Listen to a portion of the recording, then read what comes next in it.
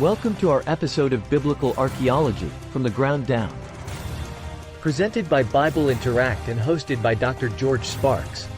Join us as we explore the fascinating world of the Bible from leading experts in the field of archaeology.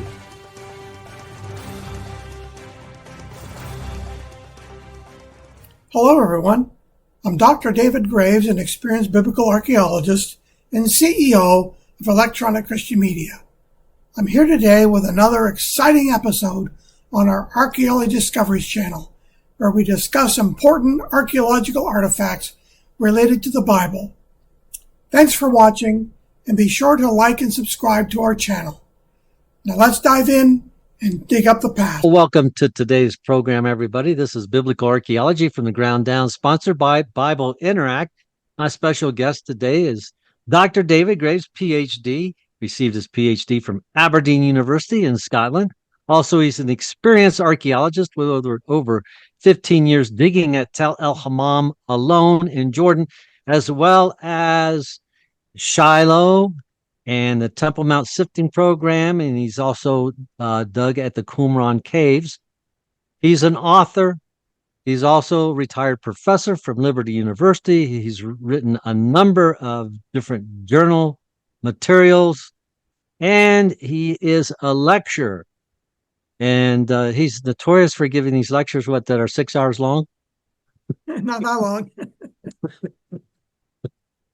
Every student's nightmare, a 6-hour lecture.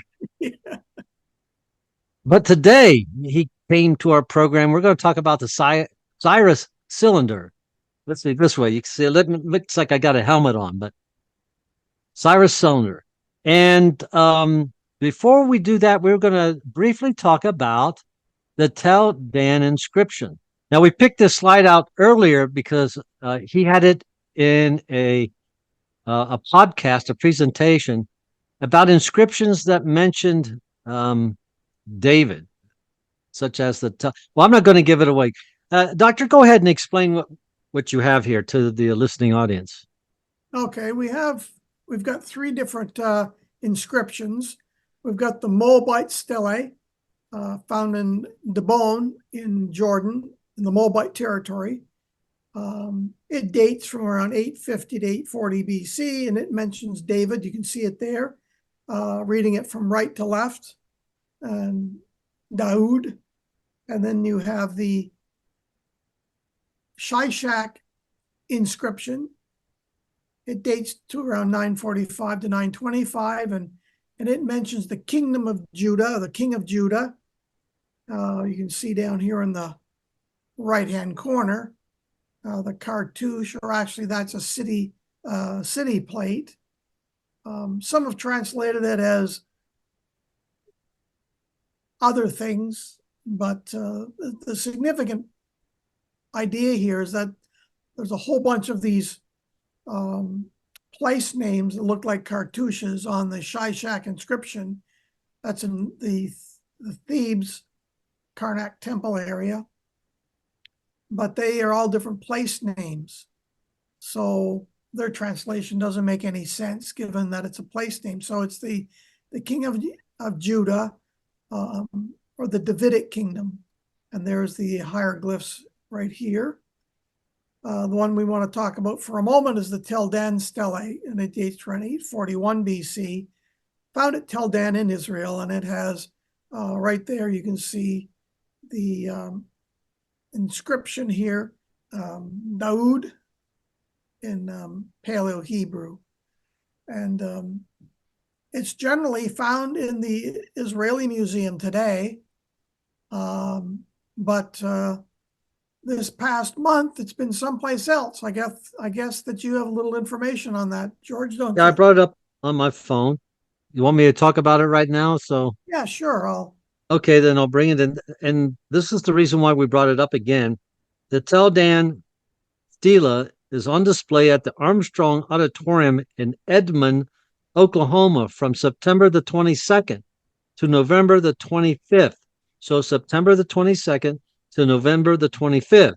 The stela is part of the King David and Solomon Discovered exhibit. King David and Solomon Discovered exhibit. which is actually free to the public.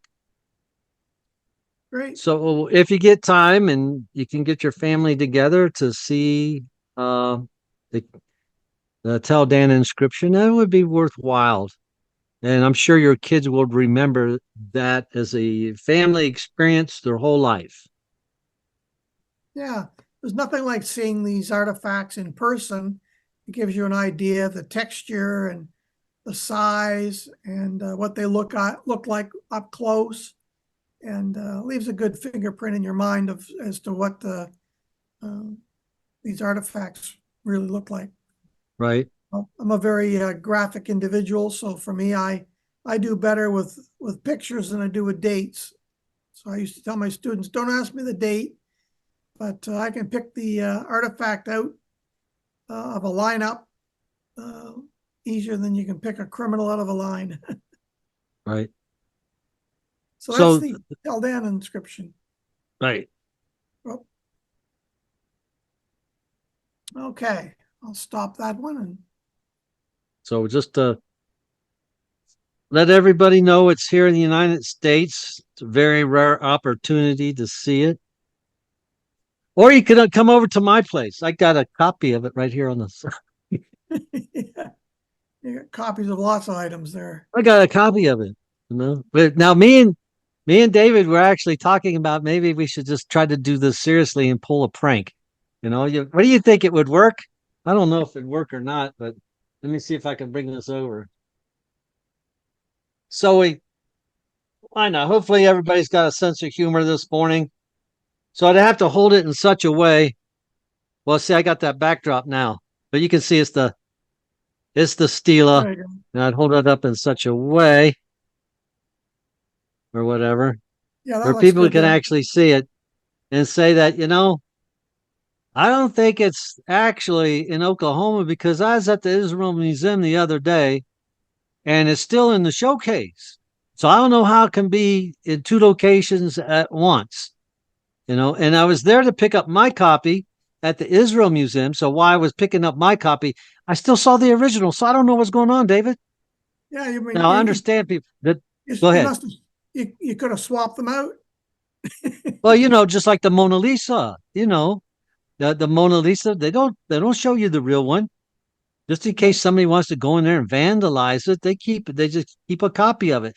So you don't want people, vandalizing the Tel Dan stone, where it says not just the house of David representing the king of Judea, but also it represents the name of the king of Israel. So here we have a northern kingdom and also a southern kingdom being mentioned on this stone. And then the next season, where they were excavating, they actually found this other piece. Right. So it goes like this, actually. It goes like that. But anyway, but the thing is, this thing is actually pretty thick. It's about as heavy as a car engine when you get done with it.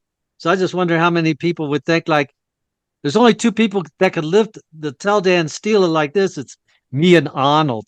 Me and Arnold can only do this, like this. Yeah? Yeah. Well, that's good. All right, that's the Tel Dan. Now we're trying to get serious now, folks, because I'm going to bring up, now David actually made this slide. He makes the coolest slides. Yeah. There it is. Today we're talking about the Cyrus Cylinder. All right, Doctor, it's your ball game now. There's the Cyrus Cylinder. This is a combination of a little AI as well as the real thing. So the cylinder itself is the real deal. I took a photo of it in the British Museum. That's what I'm using there.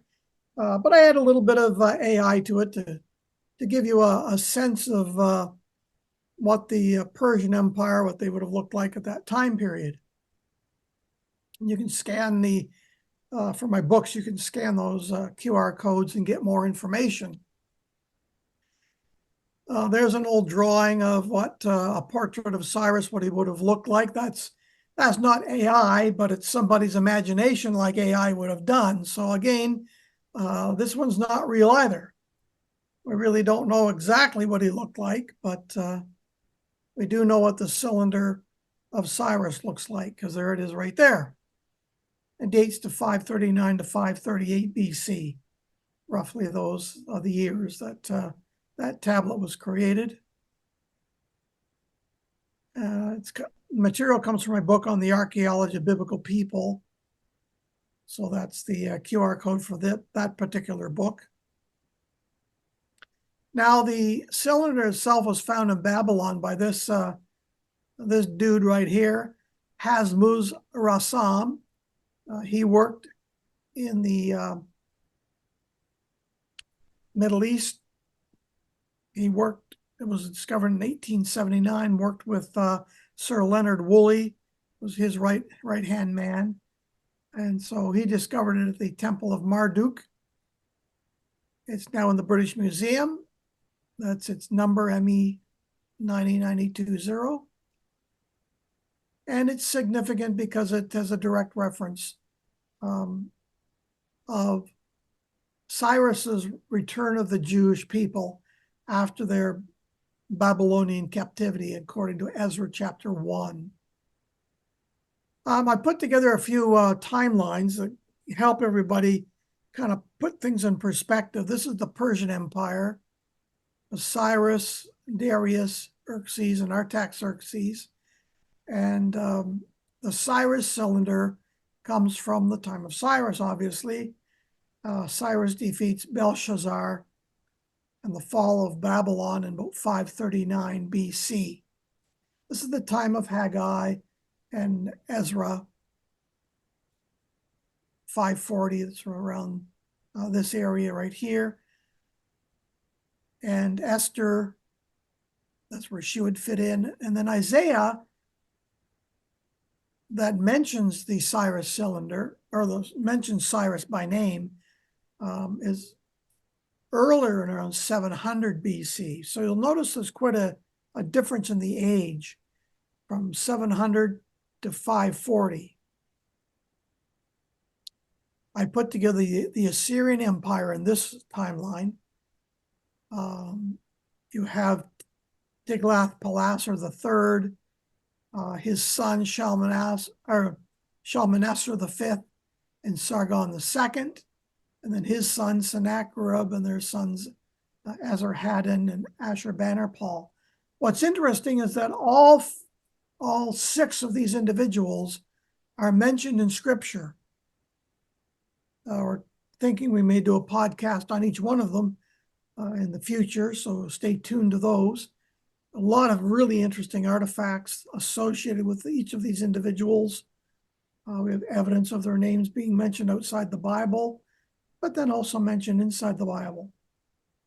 So we have the Cyrus cylinder over here by the fall of Babylon, 539, and yet Isaiah is writing during the time period of Sennacherib, right in here, 700 BC. So some people would say, well, how could Cyrus be mentioned by Isaiah in 700 BC when Cyrus didn't live until way later in around 539 BC? How is that possible? And of course, people that believe in the Bible say that it's prophecy. The skeptics say, well, no, Isaiah didn't really live and write in that time period during Sennacherib. The Bible, that part of the Bible was written at the time of Cyrus, and that's how come he knew his name.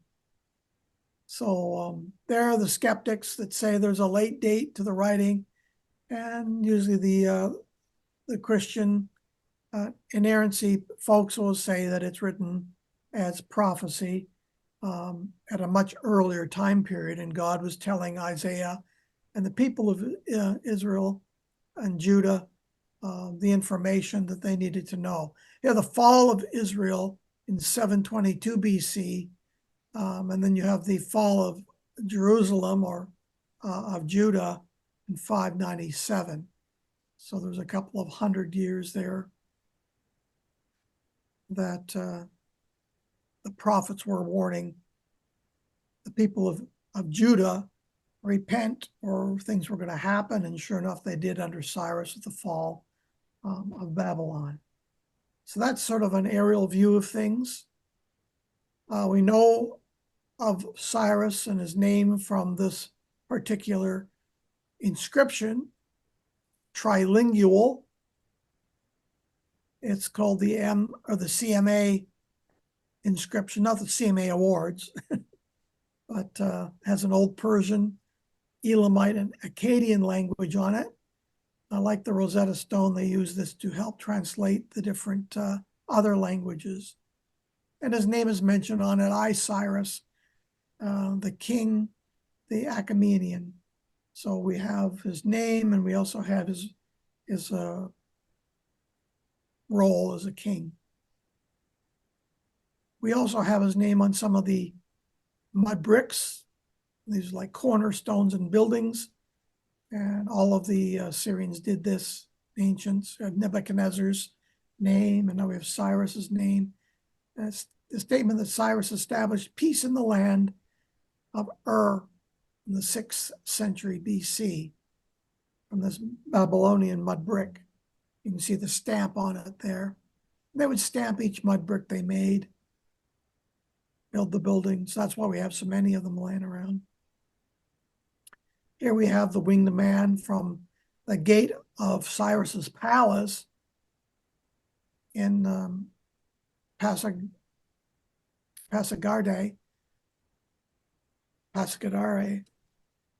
the winged man of Cyrus. This is where Rassam had discovered this particular cuneiform tablet or cylinder in 1879. These are the ruins of the Temple of Marduk. See the square building here, different tiers. And interesting that the university, Yale University, had found a fragment of it, a piece of it, and they reunited the two pieces in 1970. That was pretty interesting. So today, that's what you see on display. And there's a reconstruction of what the Temple of Marduk would have looked like in Babylon. And Rassam was excavating the ruins of this. That's what it would have looked like in its heyday. And so it's like the Tower of Babel kind of thing, a ziggurat in the center of the court, center of the city. And that's where this was found. So again, we go back to our timeline here. And Isaiah lived during the time of Sennacherib. And this is one of the annals of Sennacherib. So we know basically what's going on during this time period because of the many tablets and prisms that we have discovered. As I mentioned, Cyrus's name is mentioned in Isaiah 45, 1-3. The prophecy made 100 years before Cyrus was even born. The text itself in Isaiah says, "Thus says the Lord to his anointed, to Cyrus, whose right hand I had grasped, to subdue nations before him, and to loose the belts of kings, to open doors before him, that gates may not be closed. I will go before you and level the exalted places, and I will break in pieces the doors of bronze and cut through the bars of iron. I will give you the treasures of darkness and the hoards in secret places, that you may know that it is I, the Lord, the God of Israel, who calls you by your name."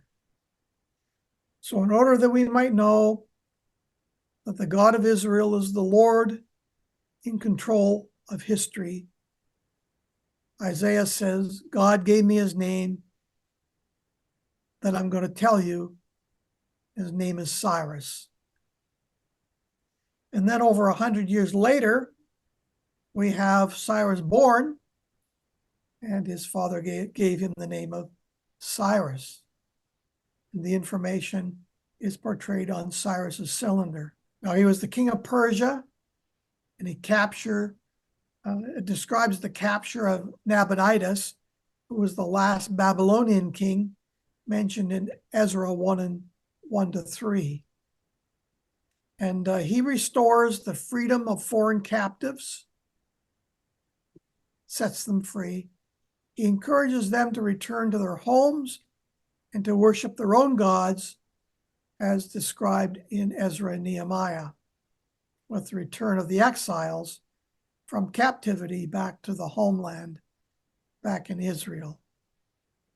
And as I say, it's often scoffed at by early skeptics. Oh, that couldn't have happened. He couldn't have prophesied that.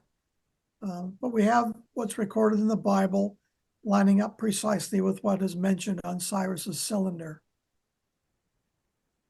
The cylinder says, I returned the images of the gods to the sacred center on the other side of the Tigris, whose sanctuaries, or the temple, had been abandoned for a long time, and I let them dwell in eternal abodes.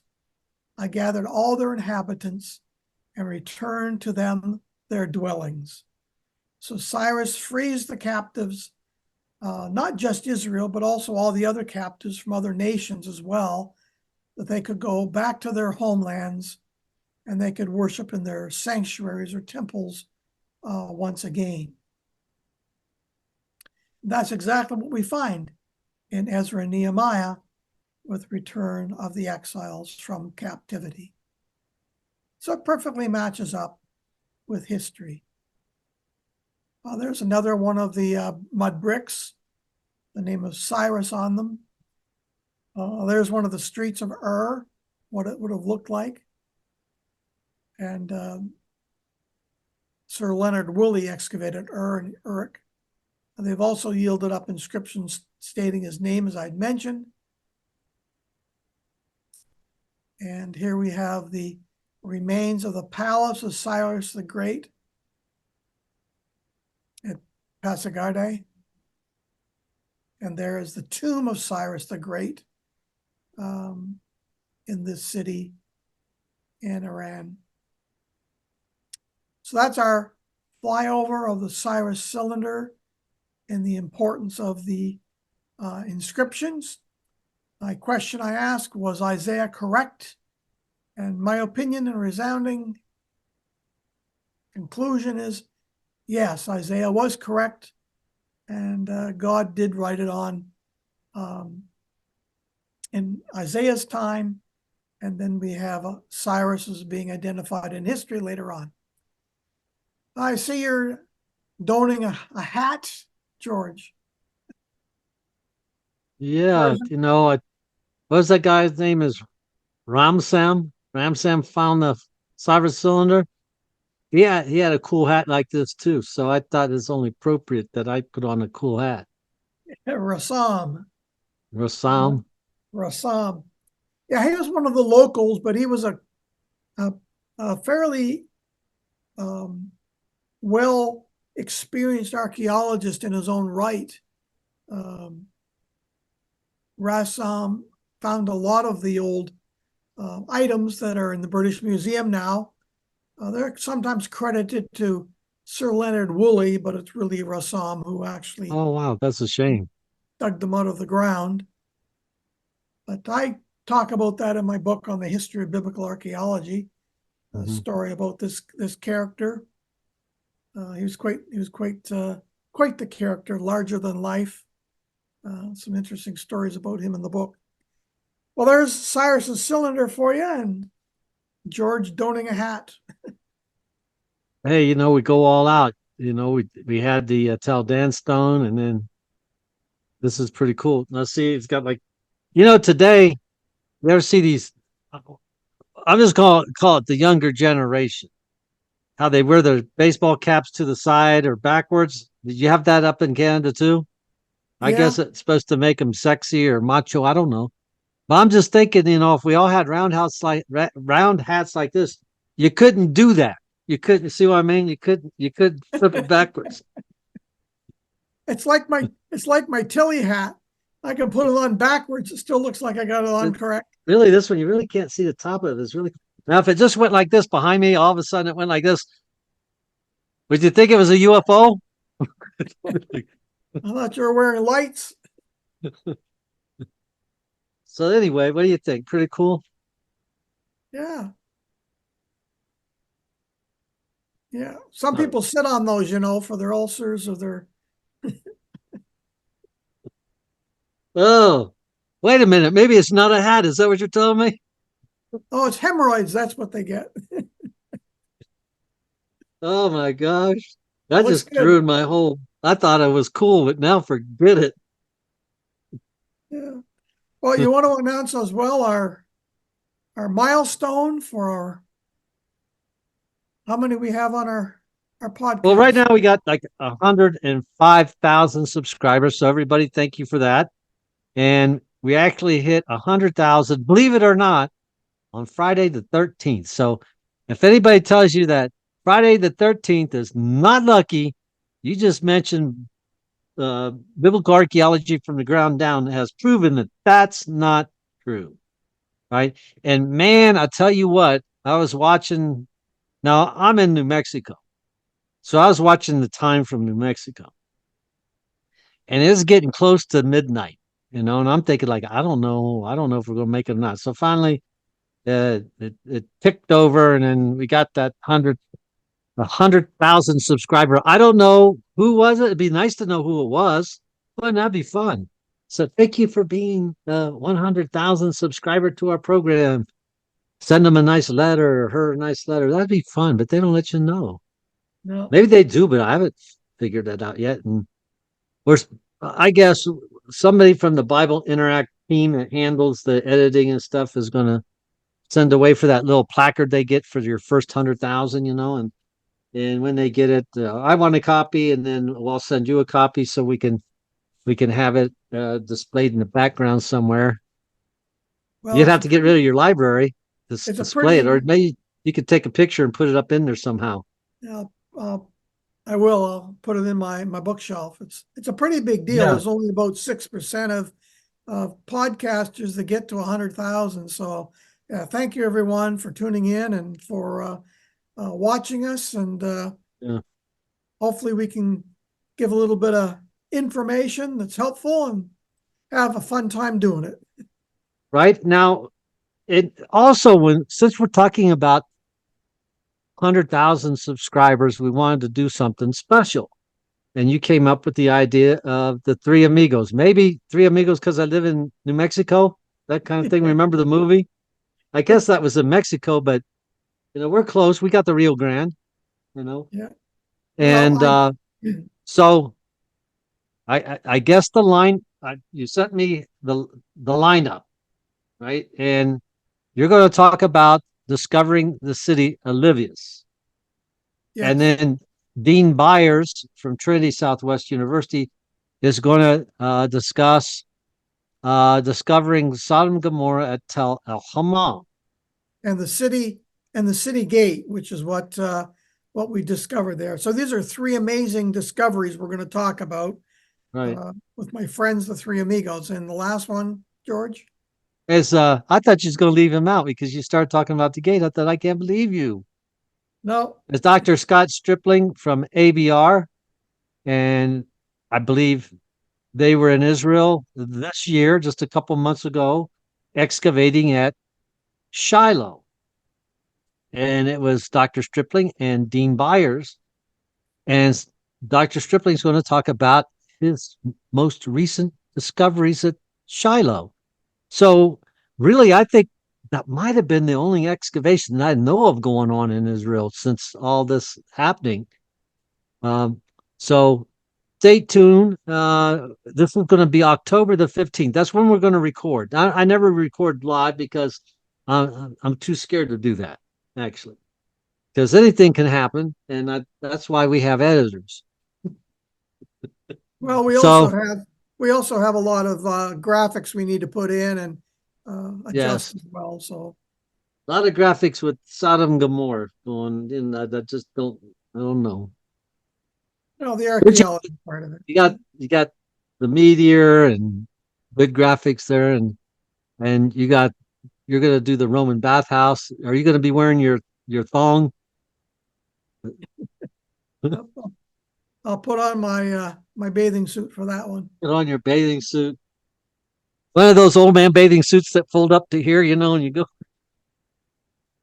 We've got three experienced archaeologists. We've all worked together, You all work actually, at all together. the sites, and we're good friends. But we've each found a discovery in our own right that's really quite amazing. And folks will need to tune in for that one because we joke around a lot, but these are three really amazing discoveries that should be on the front cover of National Geographic's. Some of the discoveries we've made it to the front cover of National Geographic's, but these three are pretty important. They've actually made the top 10.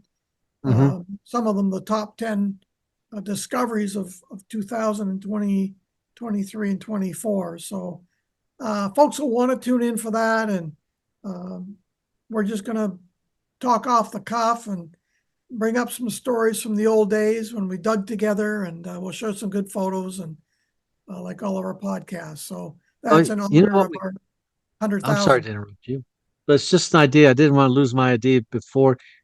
If we can get in touch, think about at your dig, and then at Tel El Hammam, and then Shiloh. If they're going to talk about artifacts, give us a list of what type of artifacts. Now, it won't be the artifact because some haven't been published yet. But if I get an idea of the artifact ahead of time, I can go to like Trinity Southwest and get a loan there for artifacts. And there's another Museum of Archaeology and Biblical History. They have tons of stuff. I can go in and request artifacts, a short-term loan, bring them in here. Maybe, since Dr. Byers, or excuse me, Dean Byers is very, very close, but he's over there at Trinity Southwest. Maybe he could take some artifacts out where he's at, because they got artifacts from Tel El Hammam. So maybe he wants to broadcast from the podcast from the museum. That would be fun, wouldn't it? Because you have them on display there, and we'll see. We'll see. I think that'd be a great idea. I just wanted to put this into my thought into your head, because you did the initial contacts here, because it's something I don't think I could request, because I'm not all buddy. I'm not part of your Scooby gang like that. Yeah, well, we've been good friends for a long time. The other podcast we're going to be doing coming up as well is going to be with an archaeological photographer.